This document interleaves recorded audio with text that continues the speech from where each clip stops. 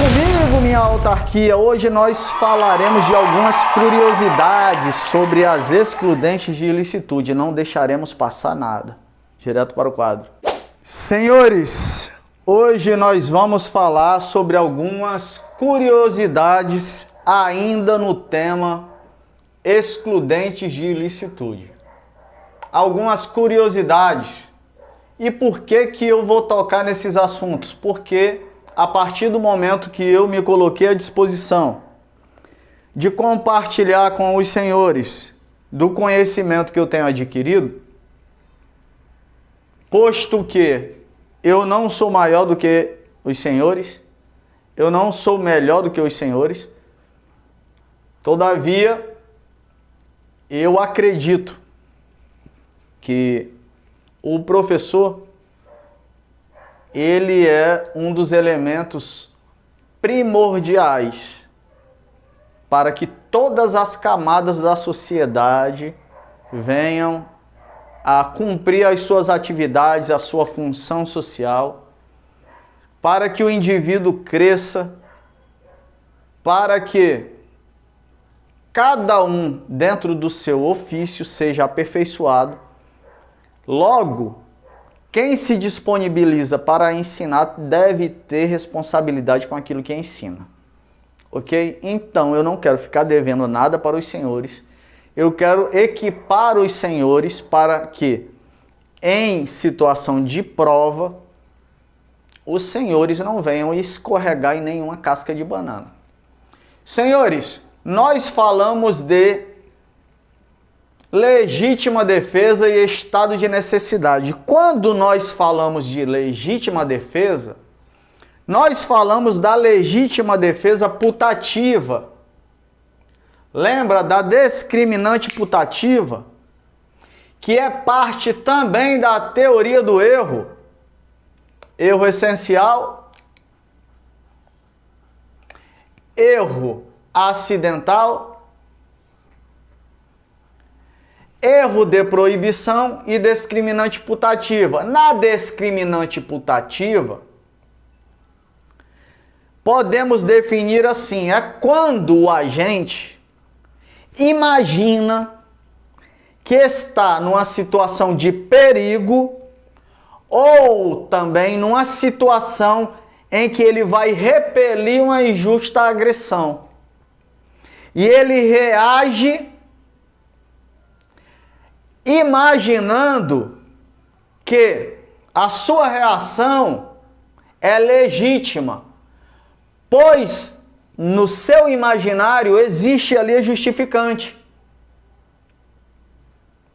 Ok, senhores? E o que diz o artigo 20 sobre isso? Diz que se houver a justificante, ele fica isento de pena. Mas não havendo a justificante por culpa do agente, ele responderá na modalidade culposa, porque isso configura culpa imprópria. Tudo bem até aqui, senhores? Senhores, putativa não é só legítima defesa. Pode haver também o estado de necessidade putativo.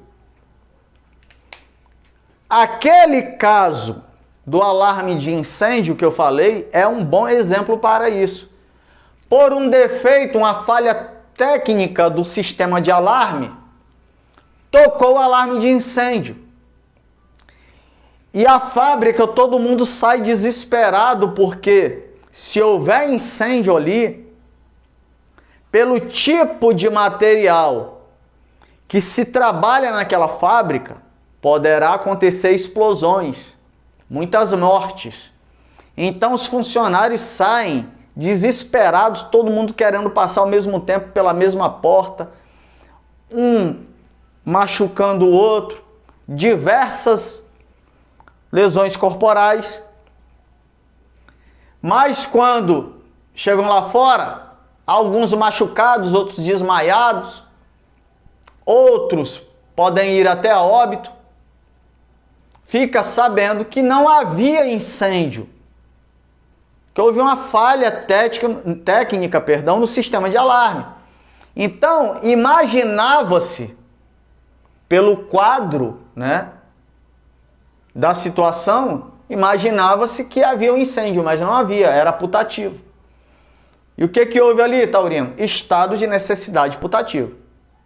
Ok? Havendo a justificante, isento de pena, no caso das lesões ou do possível óbito. Ficou claro até aqui, senhores? Vamos prosseguir. Falamos da legítima defesa e do estado de necessidade, agora estrito cumprimento de um dever legal e exercício regular de direito. Senhores, eu dei o exemplo do flagrante delito. Já tem um vídeo aí no canal, nas redes sociais, falando dos tipos de flagrante. Ok?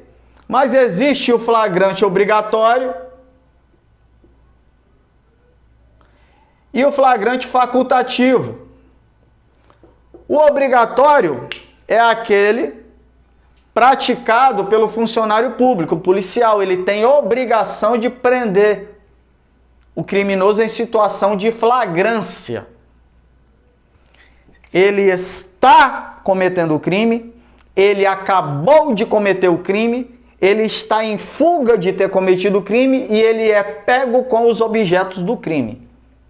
Situação de flagrância, ok, senhores? Policial tem a obrigação. E o civil? O civil tem a faculdade.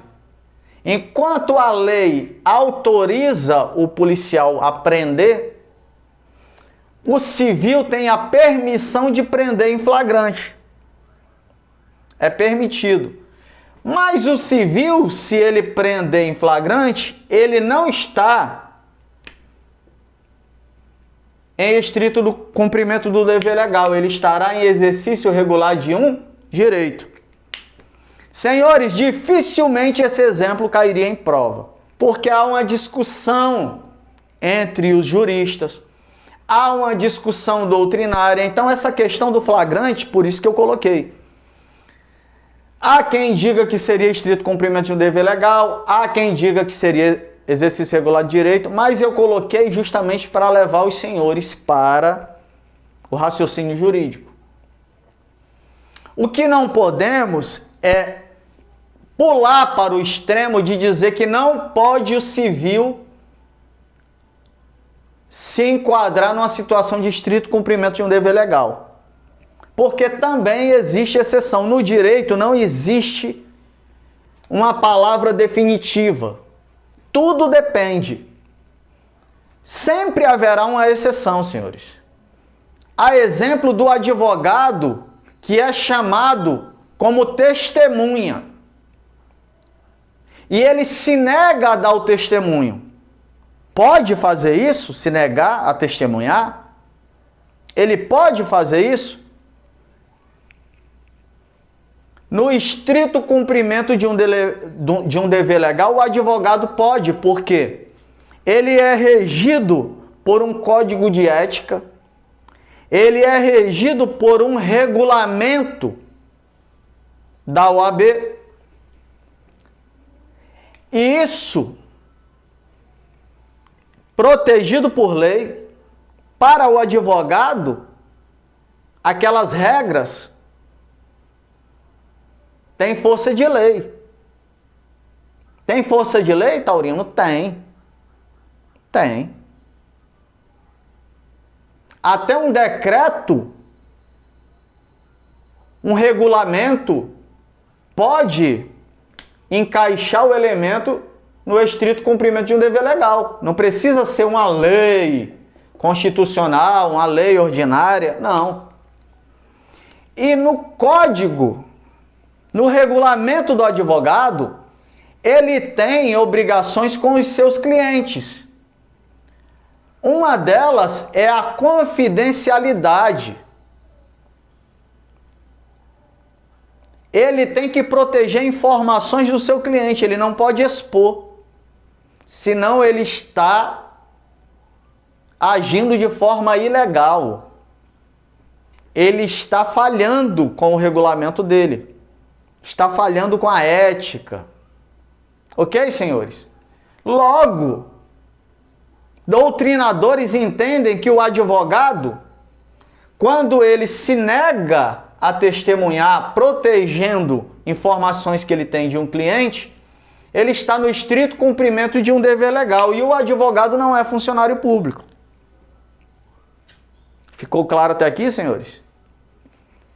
No caso do flagrante, se cair numa prova dos senhores, por favor, exercício regular de direito. Não vai arranjar briga, não vai perder ponto e depender de recurso. Ok? Mas eu expliquei para os senhores terem o raciocínio da coisa.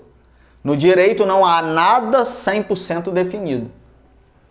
E agora nós vamos falar da tipicidade conglobante. Que quando nós falamos dos tipos de tipicidade, falamos da tipicidade formal, que é o encaixe da conduta com a norma escrita. Falamos da tipicidade material, que é a valoração do bem jurídico, com vistas para o princípio da lesividade. E na tipicidade conglobante, que é uma obra de arte do Eugênio Raul Zaffaroni, eu que estou dizendo que é uma obra de arte, que ele é fenomenal. Ele diz que tipicidade, enquanto a teoria finalista diz que tipicidade ela é encontrada quando você acha a formal mais a material. Ele diz que devem ter também os atos antinormativos. Antinormativos, ele está falando de estrito cumprimento de um dever legal e exercício regular de direito. Porque para ele, para este autor, para esse jurista de grande nome, estrito cumprimento de dever legal e exercício regular de direito não poderia ser excludente de ilicitude. Por quê? Porque se a Constituição autoriza uma prática, se o direito civil autoriza uma prática e não reconhece aquele ato como lícito, o direito penal não poderia dizer que há um ilícito para ser afastado, que há uma ilicitude para ser afastado. Então, na tipicidade conglobante, o que é que se diz? Que estrito cumprimento de um dever legal e exercício regular de direito não deveria estar nas excludentes de ilicitude, deveria estar na excludente de tipicidade. Ficou claro até aqui, senhores?